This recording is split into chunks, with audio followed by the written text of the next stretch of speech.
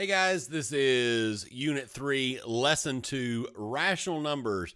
We're going to talk about what rational numbers are. We're going to practice a few skills involving rational numbers. There's one thing we're going to do in this lesson that is just a tiny bit tricky, but it's just kind of a repeated steps sort of a thing. So let's dive in and take a look. All right. So what is a rational number? What is a rational number? A rational number, in brief and in simple, is any number which can be written as a fraction, as a over b, where b is not equal to 0 technically. If you want to get some real technical things, and a and b are integers and such and such and such and such. So rational numbers, for our purposes, simply put, is anything that can be written as a fraction. So, are mixed numbers fractions? Things like 6 and 1/6. Well, yes, they are, because we can write them as a single fraction. So the first thing we're going to practice is going to be example 1, right? Is we're going to convert this mixed number to an improper fraction. Now, in case you don't know, improper fractions are any fraction where the numerator is bigger than the denominator. So things like 8/5 or 125 30-seconds. Those are both improper fractions, right? So we're going to take this mixed number and convert it to an improper fraction. This might be reviewed for you, it might not be, but let's look at it either way. So to convert a mixed number to an improper fraction, you multiply and then add. That's all there is to it, right? So we're going to multiply here on this first bottom diagonal, 6 times 6, which is 36. 36 plus 1 is 37. So 6 and 1/6 equals, I hate the word sixths, just hate it, it's terrible, is 37/6. Easy peasy, no big deal at all. So what about decimal numbers? So can we convert 0.64 to a fraction? Well, yes, we can. So if you remember, the way you convert decimals to fractions, you simply use place value. And the biggest thing that I want to kind of take a half a second to review on place value is that when we're going to the right of the decimal place, there is no onths place or units place. It starts with tenths and then goes to hundredths, and then thousandths, and then 10,000ths, and then 100,000ths, and then millions, etc., etc., etc., etc., right? So this place right here, this last place where a number is the 100ths place, because we've got tenths, hundredths, right? And so to convert this to a fraction, all we do is we take and put 64 over 100. If it was just 0.6, we put that over 10. If it was 642, we put it over 1,000, right? So you put it over whatever place value of tenths, power of 10 that that it is, right? Easy peasy. Now, the only difficult thing here, this isn't really that difficult. You've probably been doing this for a while, but that's the fact that we need to reduce this fraction, right? We can't leave this as a unreduced fraction, so we want to divide it by whatever goes into these things. You could, if you didn't notice or didn't realize that each one of these things were divisible by 4, if you didn't notice that, you could, of course, divide by 2, the fact that they're divisible by 2 is easy because they're both even, right? And all even numbers are divisible by 2. So you could start and divide by 2 and then divide by 2 again, and you get the same answer. So 64 divided by 4 is 16. 100 divided by 4 is 25. So 0.64 is 16/25. That's no big deal. No big deal at all, right? Let's see. Yeah, let's do one more example of converting these. Let's do something that's going to convert into a mixed number. So let's convert 9.675 into a mixed number, right? We could also convert that mixed number into an improper fraction, but that's okay. No big deal. So just to illustrate, we're going to do this mostly to illustrate what I was talking about before. So we go to this very last place right here. What place is that? Well, we got tenths, hundredths, thousandths. So that's the thousandths place. So to convert this into a mixed number, we take 9 and we do 675 one-thousandths. Easy peasy, lemon squeezy. So thinking about what these are both divisible by is actually a little bit easier because we want to reduce this. We don't want 675 one-thousandths unless it doesn't reduce, right? Which it does, which is great for us. And actually recognizing what you're going to divide the top and bottom by is actually kind of easy in this case if you start thinking about quarters, because this looks like money if you kind of squint just right. We've got $6.75 over $10, right? How many quarters? Now quarters are 25, right? And so if you put all that together in your head, then you'd realize that you can divide the top and bottom by 25. Right? Now, if you didn't, just like up above, if you didn't see that, then you probably would be able to see fairly easy that they're divisible by 5 at least, right? Because they end in 5 or 0. Anything that ends in either 5 or 0 is divisible by 5. So you could divide by 5 and then divide by 5 again, and you'd get the same answer, right? So 675 divided by 25 is 27. This guy, you probably would want to take time to scratch paper that, go over to your margin and scratch paper that on out, and work that out, 25 into 625, and then it goes in 2 times and 50, subtract, and you get 12. 25 and 125 is 5. You would probably want to do those things in the margin. Don't be afraid to use the margin. Use scratch paper. It's a really good idea. Really, really good idea. 1,000 divided by 25 is 40. Okay. So don't be afraid to use scratch paper, but there is the answer right there. 6.6725. I don't know what language I'm speaking. 9.675, no 2 in it, no 2 to be seen at all, is 9 and 27/40, which is unfortunately or fortunately or somewhere in between as simple as that fraction gets.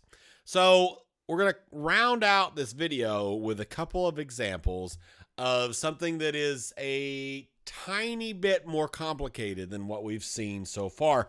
It's not that bad. It's just got some steps to it. So strap in and let's get this done. So we're going to do example, whatever this is, example 5 looks like to me. Oh, nope, that's not an example. Example 4. Example 4 looks like to me. This is where we're at. So example number 4, we're going to convert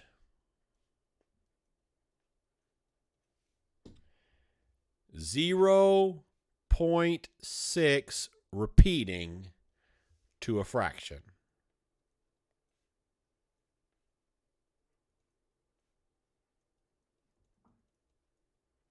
Okay. Now, this is not, I said it's tricky, and it's tricky in that there's more steps. It's not too bad. There's just steps. So we can do this. Let's get her done, right? So our first step numero uno, is to write this number with n on it. So, and what I mean by that is we're going to say n equals that number. 0.6 repeating. No big deal.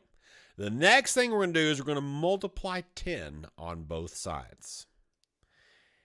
It's not always 10. We're going to see an example in a second when it would not be 10. The reason why it's 10 here is because only one number is repeating, and the number 10 has 1 0 in it. Okay, so 10 times n, and then 10, times 0.6 repeating.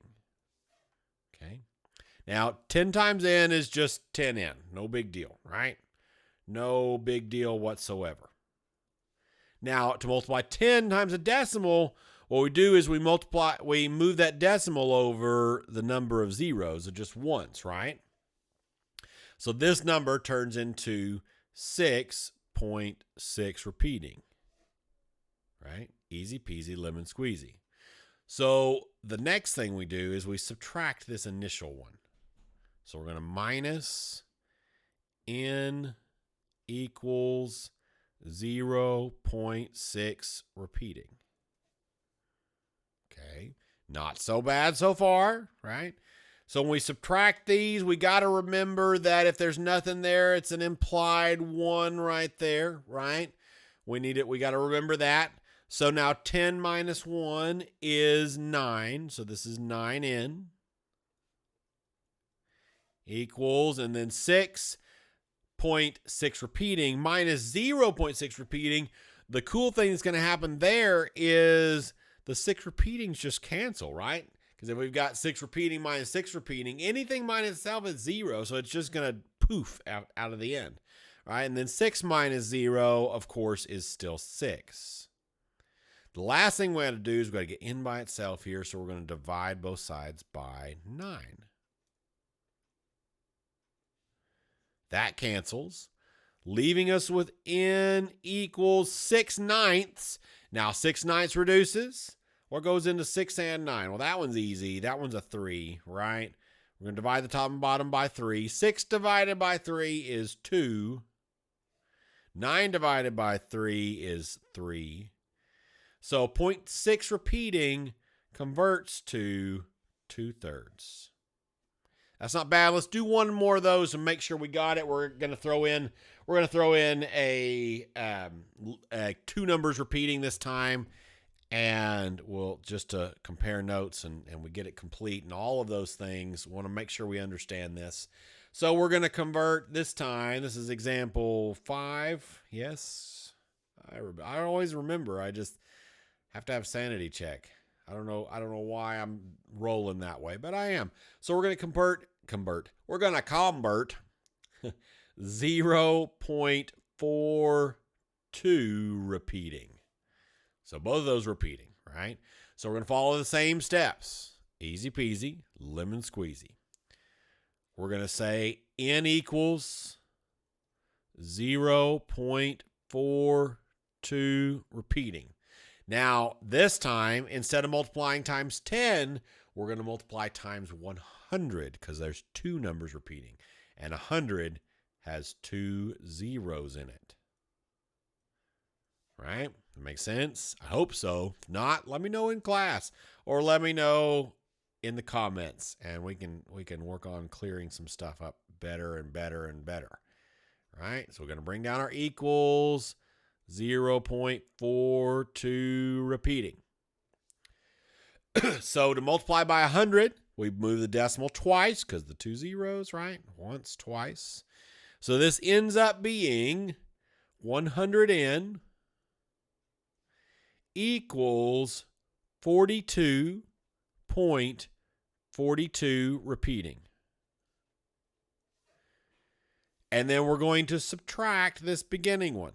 So minus n equals 0.42 repeating, right?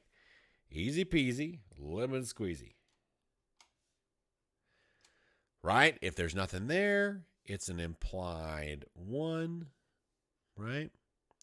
100 minus 1 is 99, so this is 99n. Equals all this tail end out here cancels, leaving us with 42 minus 0, which is just 42. And then we divide off that 99.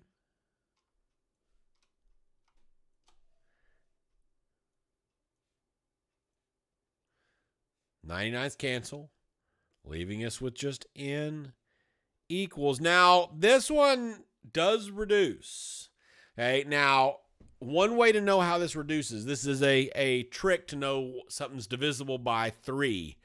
If all the digits add up to something that's divisible by 3, then the whole number is divisible by 3. So what we mean there is 4 plus 2 equals 6. 6 is divisible by 3, right?